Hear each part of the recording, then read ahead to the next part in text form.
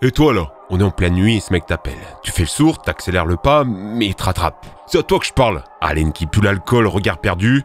Tu la vois arriver au ralenti, la bonne vieille patate de forain. Dans quelques instants, tu vas te la prendre en pleine face. C'est ta première fois? Ne t'inquiète pas, ça va bien se passer.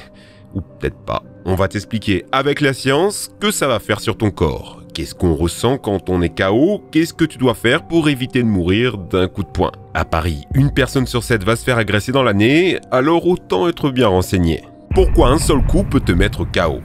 Dans les films, un combat de rue, ça ressemble à ça. Dans la réalité, non.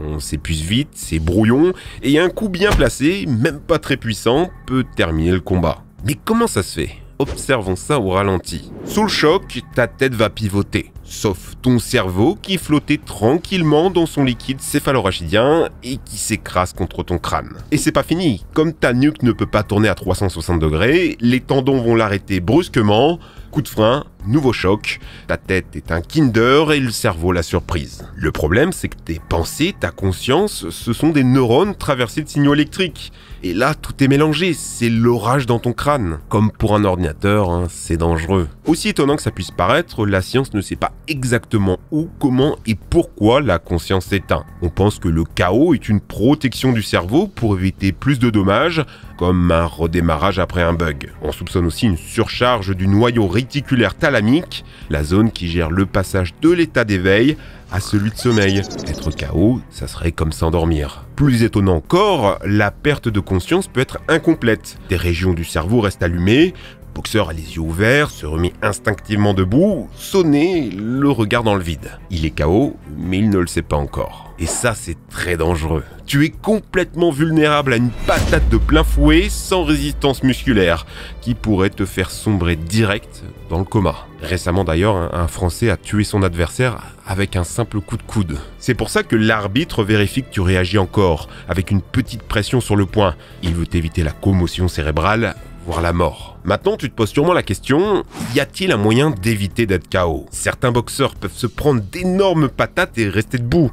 On pourrait donc habituer notre cerveau à résister à ces coups? Ça serait juste une question de mental? Non, c'est de la technique. Tout simplement, il faut éviter que ta tête pivote. On muscle le cou comme un taureau, on le verrouille, menton baissé, pour former un bloc inébranlable. Mais là, tu es dans la rue, sans préparation, alors que faire? Tu peux limiter les risques en mettant tes mains devant toi. C'est un message diplomatique d'apaisement, mais c'est surtout une façon de limiter l'accès à ta tête, surtout si t'as les bras longs. Mais attention, hein, car il y a sur ton corps un deuxième moyen de te mettre KO. Un organe pourtant très éloigné du cerveau, le foie.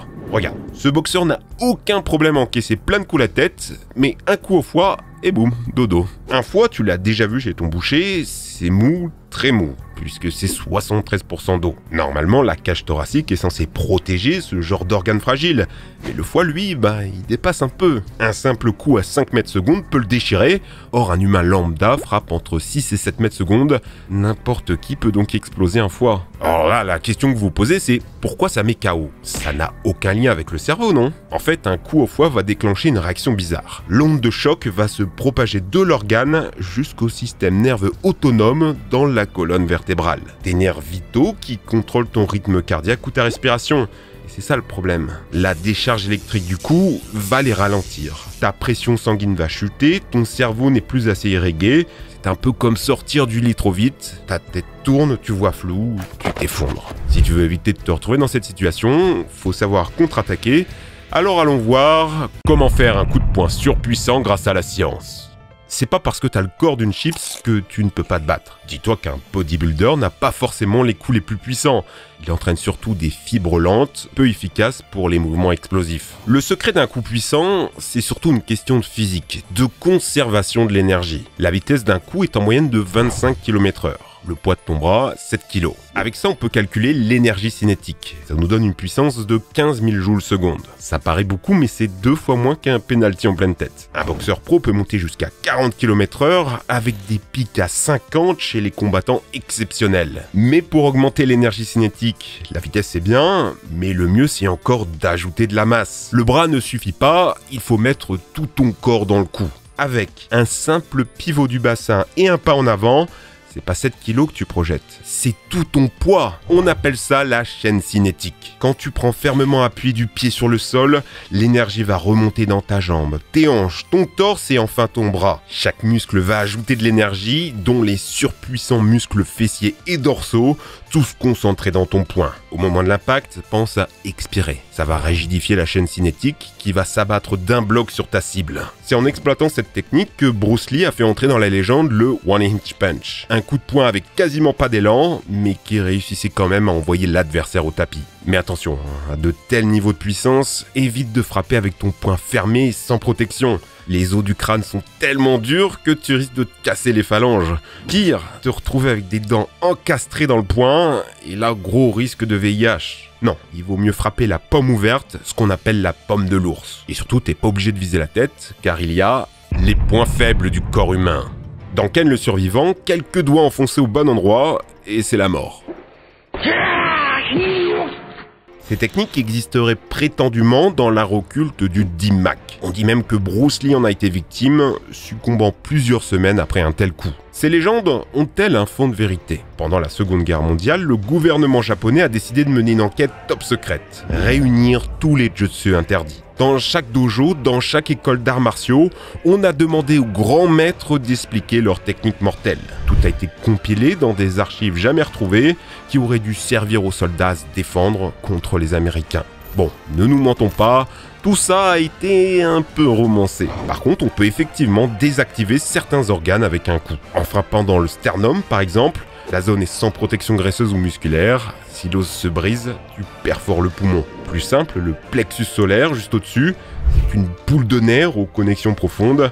Un coup puissant et tu vas suractiver le système nerveux qui va se faire contracter le diaphragme, paralysant momentanément la respiration. Si le système nerveux n'a pas l'habitude d'être autant stimulé, ça va provoquer un court-circuitage complet, un chaos neurovégétatif. Parfois, une simple pression au doigt suffit. En décalant le nerf ici, sous ton coude, tu peux paralyser temporairement les terminaisons nerveuses qui vont jusque dans ton petit doigt. Il y a plusieurs dizaines d'autres points faibles du genre, connus pour infliger d'affreuses douleurs. Ok, ça marche dans les films d'arts martiaux, mais dans le feu de l'action, dans la rue, en matière de bagarre, tout le monde a un plan, jusqu'à ce qu'ils se prennent la première patate. C'est ce que le Krav Maga essaie de résoudre avec des techniques instinctives. Mordre la main, frapper les doigts dans les yeux, patate dans la glotte, cassage de genoux, avalanche de coups de coude. On dirait la description d'une bagarre de cour de récré, mais c'est ce qui marche le mieux. En fait, pour connaître les meilleures techniques, il suffit de regarder celles qui sont interdites dans les tournois sportifs. Et devinez quoi? Tuer des gens avec une seule pression du doigt, comme dans le Dim-Mak,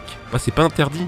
C'est peut-être la meilleure preuve que ça marche pas. Sinon tous les combats de MMA ressembleraient à ça. Mais en attendant, puisqu'on parle de se défendre dans la rue, protégez-vous aussi sur internet avec NordVPN. Vous cliquez ici et vous faites croire à internet que vous êtes connecté sur un autre ordinateur à l'étranger. Et ça a 4 gros avantages. Déjà, devenir invisible sur internet comme un ninja. Quasi impossible de vous tracer, de vous identifier ou d'utiliser vos données personnelles. Deuxio, vous protégez des virus, puisque tout est filtré avant d'arriver sur votre ordinateur. Tertio, accéder à du contenu géobloqué en France. Des sites qui vous interdisent l'accès ou le catalogue Netflix ou Disney+, différent selon les pays. Là, tout devient accessible. Enfin, bénéficier de prix plus avantageux à l'étranger, par exemple un billet d'avion, une chambre d'hôtel ou un pack de gemmes dans un jeu vidéo. Si vous le prenez dans un pays plus pauvre ou plus avantagé, ça coûtera moins cher.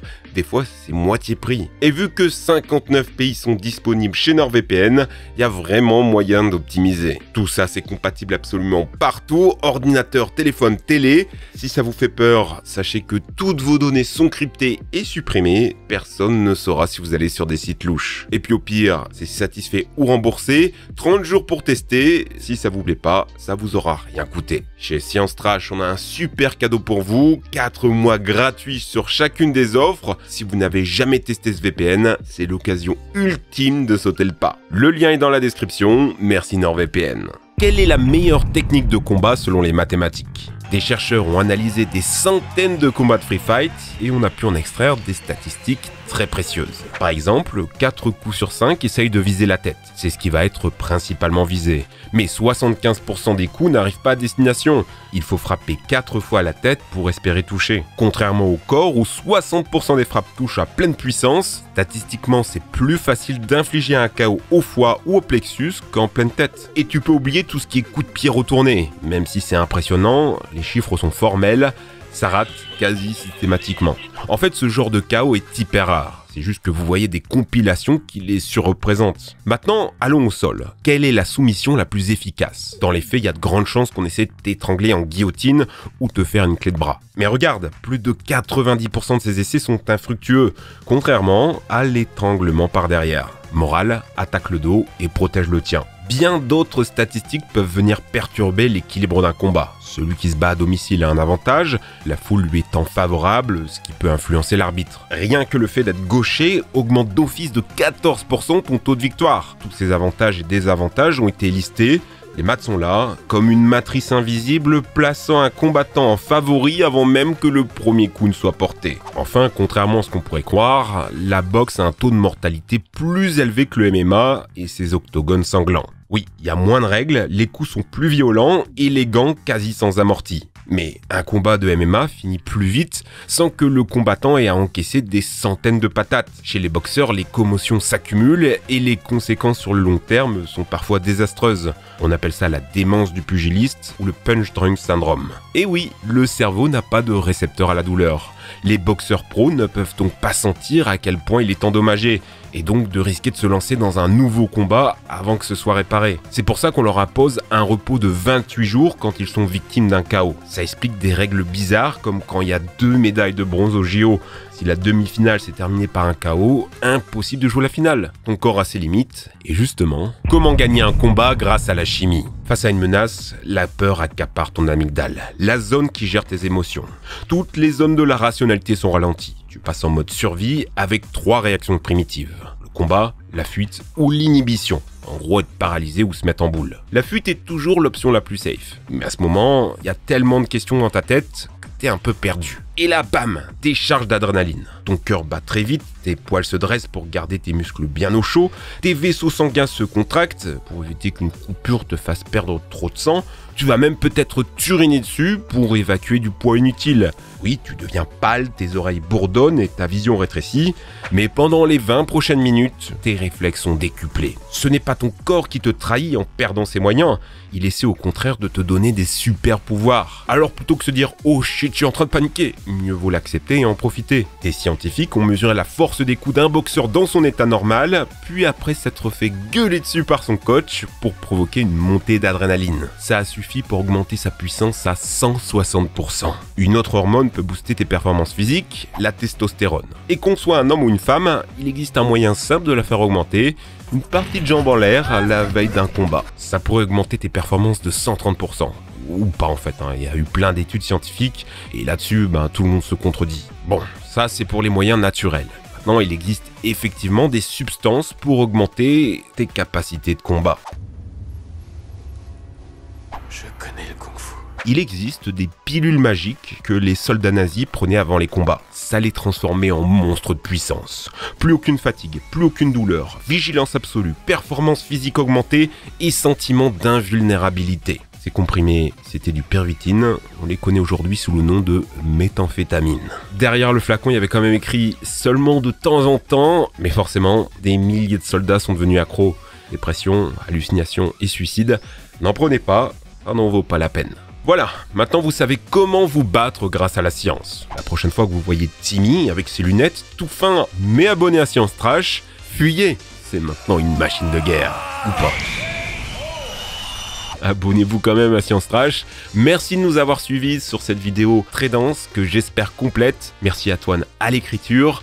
Allez les amis, ciao!